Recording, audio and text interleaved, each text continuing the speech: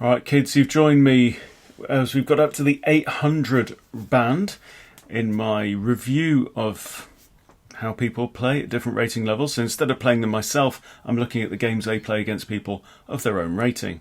I'm going to try something else from this point on, I think, just to see how it goes. And you let me know if it sucks or not. But what I thought I would do is just, instead of reviewing 3 games and screaming into the void, I thought I'd take one game and literally play it move by move, follow it move by move, and say, okay, what would I play as an intermediate player compared to the game? And you can play along with this if you like as well. And somebody actually suggested that I could even go above my own rating doing that method. So great idea, thank you. I can't remember who suggested it, I apologise, but great idea. So the victim today is Cream Egg 1995, and they are playing against post_porn 814. Is that from the Philippines? Czech Republic, sorry, I keep getting them confused. And Cuba as well, it's all the same colours, isn't it? And somewhere else in Central America. Anyway, so we have the black pieces in this game, and of course we play e4, e5, which is the only way to open in chess, really, if you're serious. Okay, knight f3, knight c6, happy days. And the bishop's opening. Please play a Russo. Oh, no. Don't know what it's called. The thing about this is, okay, so they can't fly in with this because they haven't developed the d-pawn, so the knight would be undefended. So they can't come straight in with the knight. Okay, so this is mature and sober. Okay, now they've moved the d-pawn. The bishop is covering g5, so this is a real threat. And quite honestly, we don't have d4. I mean, we do, but if we play it, we've played that same pawn twice, which is a bit sucky. So I would consider, I mean, I wouldn't be in this situation anyway because I'd have played the Russo and gambled my life away. But I would definitely consider h6 here, actually, to prevent the knight from coming in. Okay, so what would I do? And I can't see the moves here either. I've switched that off. So I've got no moves, we've got no eval, we've got no computer assistance at all. We're just seeing what doofus here would play. Okay, is that and that. You see, we've got to move 2 pieces in order to castle. Castling would solve our issues, we can't do it. We haven't got time. I would play h6, I think, here. Or, actually, bishop g4. Right, what do I want to do? That's the question you have to ask yourself. What do I want to do? Well, I want to avoid the problem of knight takes f7, forking the queen and the rook, right? And one thing, and I've actually just done a short on this as well, one thing that beginners often overlook is to forget to ask yourself the question, okay, what do I want to do, and can I do it with development, right? And you'd be amazed how many times you can achieve what you want to achieve and develop a piece at the same time, right? So you come out here, let's say they kick you, you can just take the knight because they've already slightly messed up their pawn. So, okay, right, I've convinced myself, bishop g4. Then he plays h6, which is fine, right? But again, what's better, moving a pawn here or developing a piece with a pin? Right, this pin is actually a threat on the queen, and it might prompt your opponent to weaken his position. Sometimes these pawn pushes are the right thing to do, sometimes they ain't. There's no hard and fast rule to it. Anyway, okay, so now d4 from white. So white is the one who's pushed the central pawn 2 times, and now again I think bishop g4. And I'll tell you for why. Because if they take here, we can then take with a knight, hitting the bishop, hitting the knight, right? So if pawn takes, knight takes, if our bishop is here, right, they can't take there because they lose the queen. So that's what I would do. Takes. Takes. Then he's got knight takes. Okay. Yeah. I'm not going to check with the engine. We're just going to play the game out. Okay, knight takes. Now, you've got a serious question to ask now. You could play bishop d7. So that if knight takes knight, bishop takes, and you've developed a piece again. Right, but I think this piece should already be out on the board. I don't think knight takes knight, queen takes d4 is very appealing, or because the thing is we don't any longer have the knight to develop with tempo. We've got maybe that, but that's still clunky. So bishop d7 is a move. You could just ignore it and carry on, which is very often the right thing to do. So yeah, so it's either a developing move. Well, I think it should be a developing move. So it's going to be one of these, but I think my option is bishop to d7, which is what he plays. Well done. We have knight c3. Okay, so what's changed with this? Are we worried about the knight coming here?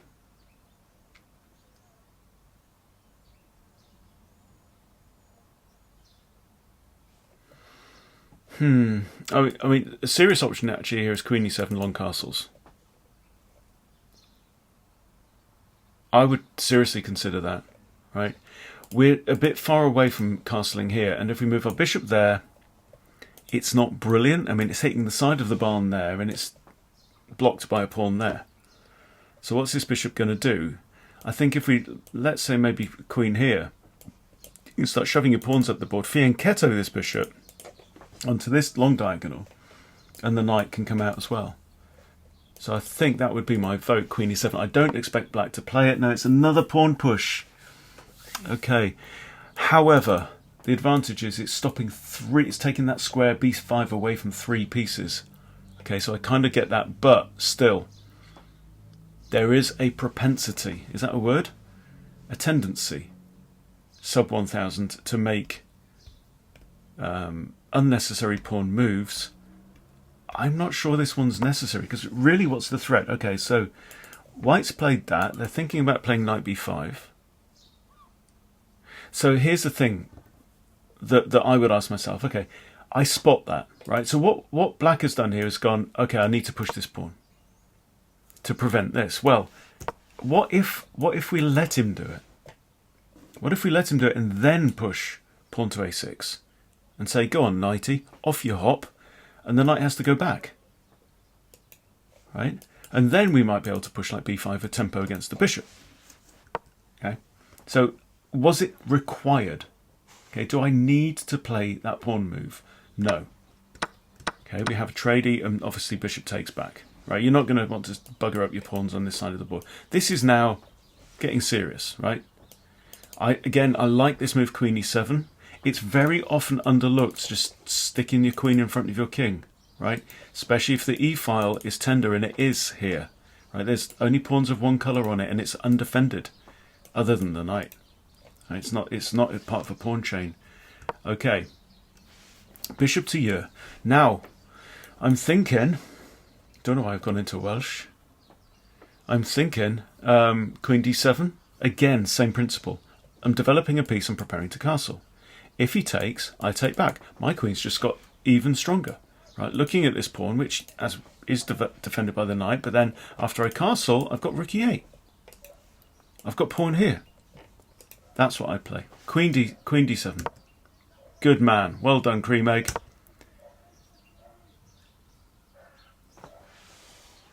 That's goofy. That is a goofy move. Okay. I mean, g5 is tempting. And is it an unnecessary pawn move? Well, maybe we should probably castle first, you know. g5 is kind of tempting. Knight f6 I would look at, but this bishop's very well defended. It's got 3 defenders on it, right? Uno, dos, tres. Good man, well done, castles. I'm happy. I'm pretty happy so far. I'm not delighted with these pawn moves as such, but you know, this one's okay. This one, yeah.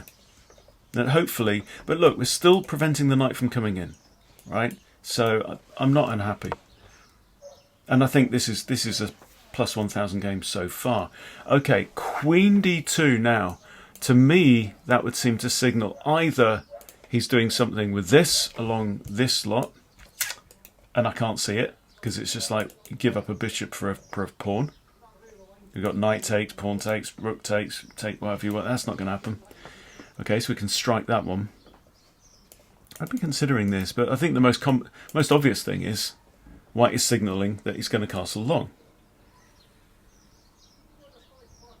Okay, so with that in mind, tempo maybe. You know, it's a free move. But then the bishop just moves back and, you know, have we gained much? Well, we've gained control over this square. Which now the queen has moved herself from the light complex to the dark complex. All her diagonal moves are now on darks. So, you know, having control over this, maybe. Queen g4 is an interesting one for two reasons. One, it makes long castles illegal because the king cannot castle through check.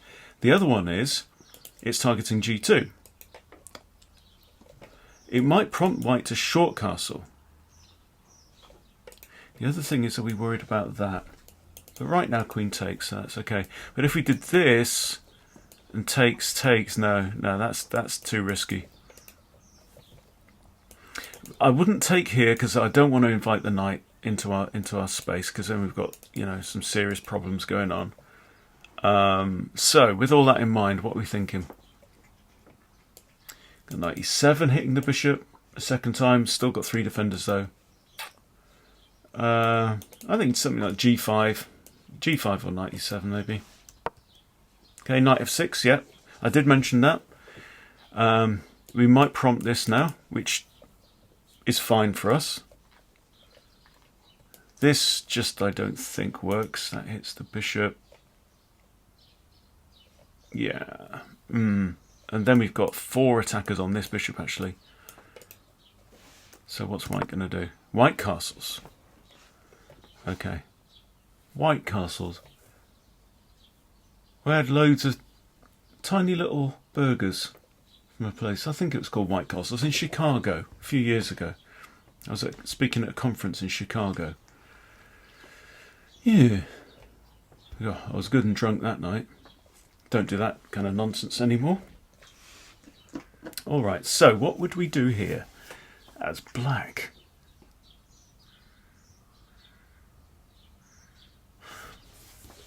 As part of me wants to get rid of this bishop because it's in our half of the board. I can't move my bishop either. So, trading off our bishop, which is currently not very good, for his bishop, which is currently good, looks like a decent idea. If knight takes, we could trade off here maybe as well.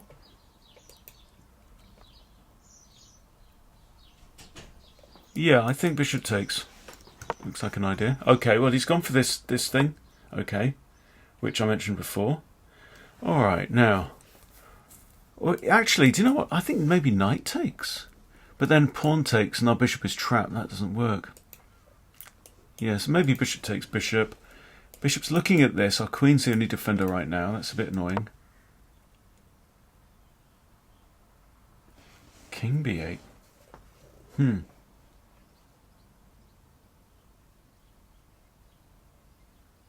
I mean, we're getting the king and queen out of alignment problem, but what are they going to attack with? Bishop e6 isn't even on. So I don't know about that move. It's pretty even so far. I still... See, I don't mind if he takes here. And is that bishop actually a major threat? So maybe I'd have played bishop g7. I don't know. But anyway, we have king b8 on the board. We have f4. I think just trade skis. Trade skis here. We'd leave this pawn then. This guy would then be isolated. He pushes on. And a3 from our opponent.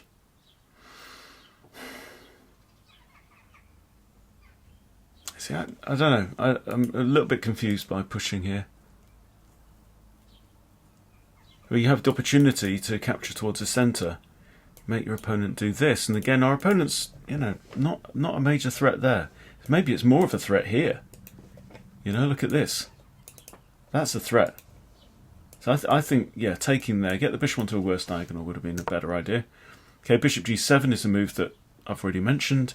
I like this. We're aiming down at the defensive knight that's right in front of the king. Now we have the pawn push. We're going to have to trade, right? But what do we do? Do we take there and knight takes, and then there? The knight's not pinned. The queen's well defended. Queen's defended 3 times. Tricky one, this. That's not on. That's an idea. Even knight e8. If they take, we can take back with a knight. That might be a possibility. Pawn takes is possible. I don't know, there's a lot of options and I don't see a clear... Okay, so we have pawn takes. I don't see a clear winner there. Yeah. Okay. Right, if queen takes bishop here, we have a problem. White can... Yeah. No, we can't take the bishop with the queen. Because takes... Takes... Rook takes, check. Hang on. We take the bishop back. We're a pawn up. Takes, you have to take back and take. So then we've given up 2 rooks for a queen, which ain't the end of the world, but it's slightly less than ideal. 2 rooks are, nominally worth 5 points. Queen's worth 9. So we have given up our material advantage. Takes. Maybe this is the way to do it. Takes, rook takes. Rook takes rook. He has to recapture, then we win the bishop, but we are going to have messed up pawns. Yeah, so I think queen takes queen is the move here. We might also have this, so we prevent from losing. We don't want to allow f takes e5 with tempo either. So I think queen takes queen. Well done. And notice here, I think this is a 10-0 game. Both players are, yeah, look at the info. It's a 10-0. It's a 10-0 game. So this is a very high standard, actually. Okay, bishop takes. Now we have to take the bishop, but then we don't have the option of taking this pawn. That's annoying. We don't have this attacking the bishop twice. It's defended twice anyway, but knight takes knight. You've got to take the bishop, yeah. And now we're going to lose that pawn. Okay, so we've lost our 1 pawn advantage, but more than that, I'm not enamoured with this pawn structure that we've got now for black. White is actually much more secure. Having said that, after king b7, obviously we've got to move our knight first. Yeah, we can move our knight here, and if he takes, yeah, I mean, it's got to be played, that one. It's also a discovered attack on e5. Yeah, well done. Okay, the white shouldn't do that. Oh, no! No, no, no, no, no. No, no. No, you take with the pawn, surely, McLean. Right? Take with the pawn, and you've got side-by-side pawns instead of stupid stacked pawns. From 549... What? He took a minute and a half. Really? Okay, I mean, yes. Okay, there's the option of rook hd8. Putting 2 attackers on the bishop, but it's not even like the bishop's pinned, because that rook's defended twice. You've got this as well, but no, I would have... Yeah, okay. No! Blunder. Rook takes rook. You have to take back. You lose your bishop. That's just miscalculation. It's a relatively simple calculation as well. Compared to the way this guy's been playing so far, I'm surprised he did that. Yeah, he's thinking, oh, if bishop takes, rook takes back. Okay, after this. But he doesn't have to. He takes out the rook first. Okay, does white spot it? No! Counter blunder! Cunning. You see your opponent's blunder, and I'm going to counter your blunder with a blunder of my own. The counter blunderers, whoa. And we are a pawn up.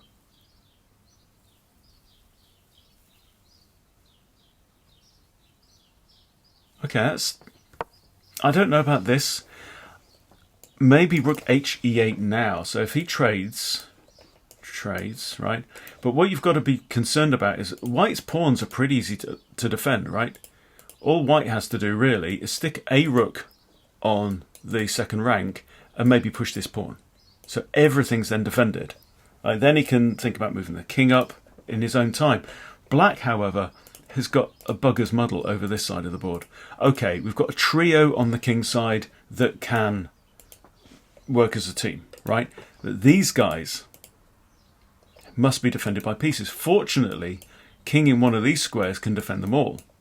So maybe it's not the end of the world, but still, rook here just makes no sense to me. Yeah, but then, you know, endgames are bloody hard at every level. Oh, that's easy enough. Yeah, h5. Or even f5. f5 here, mate. f5. Yeah? f5. Comes with tempo on the rook. And the rook can't attack the pawn there. And it's still defended. But h5, yeah, it's okay. Alright, now f5. Now pawn f5. You want to get pawns up the board anyway, right? That comes with tempo. Yeah, we want to get our king off here. So... Again, so I mean, all right, fair enough. The rook was looking a bit dumb over there, but he's defending f7 backwards now. He's defending this, so this rook is actually free to move around the cabin. Oh, yeah, okay. So king c8 hits the other rook. Rook moves up, and we've lost our opportunity to get the king here, giving it some shelter. You know, maybe even the pawn push to stop the rooks coming in there, but. This is what we had to avoid, really, isn't it? Okay, rook e8. Okay, you could throw in a spike check here. King can't retreat. That would be forced. What about that, then? That might be interesting. If takes, king's here. Well, he does it, and that's forced. And he trades off. Okay.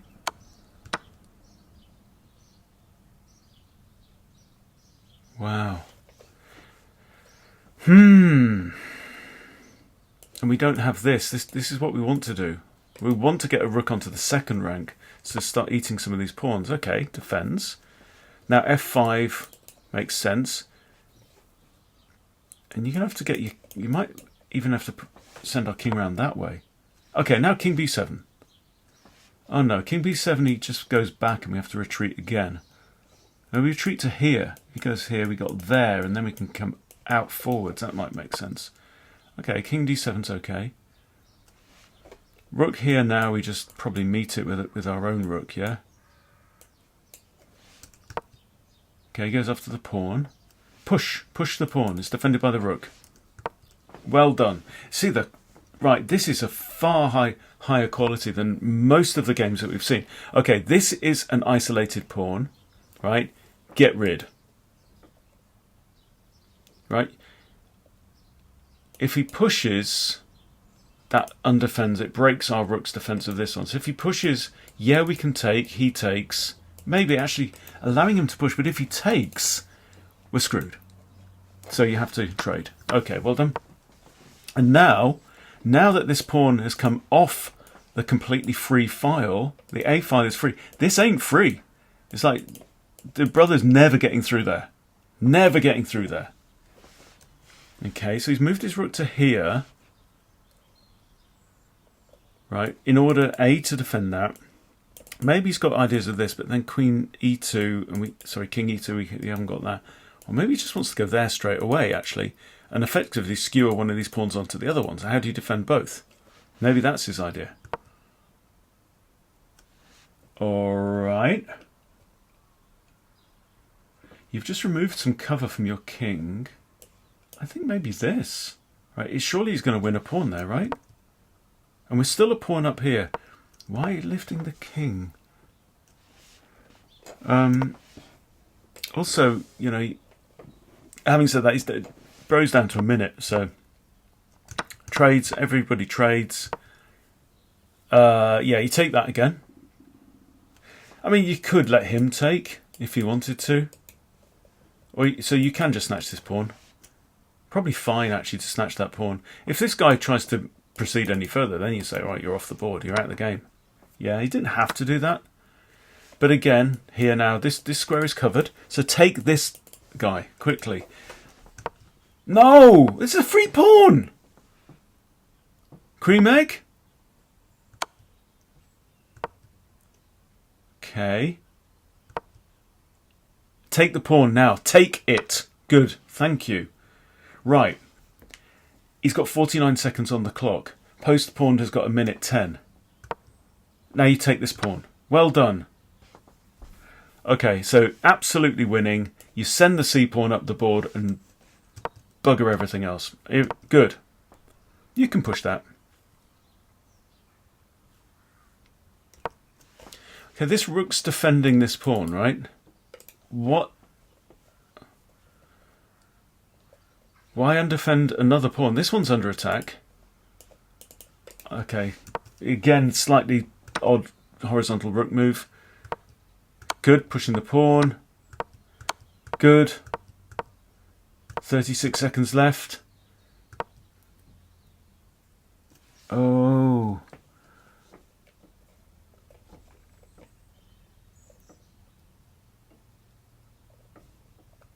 I think what we have to do is spin the rook around, because our king guards these squares, right? We're going to have to give check and force the king away. That's the only thing. You have to move the... King takes rook, promotes, draw. Oh, that stung. That did sting. Okay, let's have a quick look at the game review and see if it turns up anything. But, I mean, okay, without looking... Now that's definitely over 1,000. 1,100, I would say, for him, for Cream Egg. Okay, White had 2-3 really good advantages, and oh, sorry, Black did. Okay, we're Black. Right. So we really buggered up a couple of times. And we were winning at the end, obviously. Okay, so it's given him 1,000. Bit stingy, but then the fish don't know shit. Okay, 3 blunders from Black. 3! Okay, well, let's see. This is all I want to look. What did I miss?